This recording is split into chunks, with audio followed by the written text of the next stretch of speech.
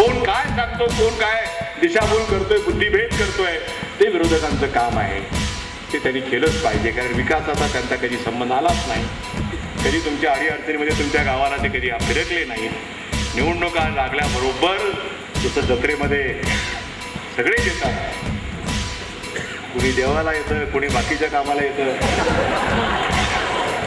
जत्रेमध्ये वेगवेगळ्या प्रकारचे लोक असतात. तशी निवडणूक म्हणजे सुद्धा एक छोटी मोठी जत्राच आहे.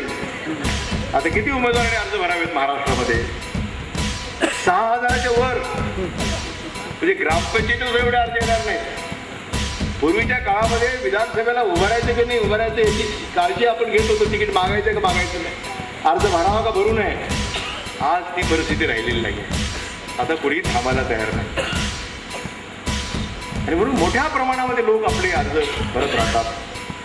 मग काही लोक वाट बघतात, कुणी येईल सांगायला काढून घ्या म्हणून. वेगवेगळे प्रकार असतात अर्ज भरण्याचे. काही महत्वाचे असतात ज्याला आपण म्हणतो की ते बाबा काढून घे, विनाकारण मतं खराब करू नको.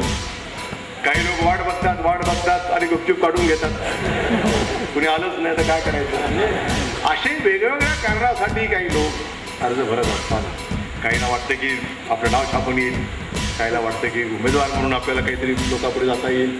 म्हणून मला असं वाटतं की शेवटी राष्ट्रीय जे पक्ष आहेत, ज्यांनी राष्ट्राच्या हितासाठी ज्यांनी काम केलंय, ज्यांनी समाजाच्या हितासाठी काम केलंय, ज्याला मोठी परंपरा आहे त्यागाची, बलिदानाची. काँग्रेसचा 122 वर्ष झाली. इतका जुना पक्ष आहे. बलिदान, त्याग, महात्मा गांधी, इंदिरा गांधी, राजीव गांधी. सांगा कुठल्या भारतीय जनता पार्टीमध्ये, शिवसेनेमध्ये असा कोणी त्याग केलाय कधी बलिदान दिलंय देशासाठी? एकही मला उदाहरण सापडणार नाही. फक्त काँग्रेसचं उदाहरण.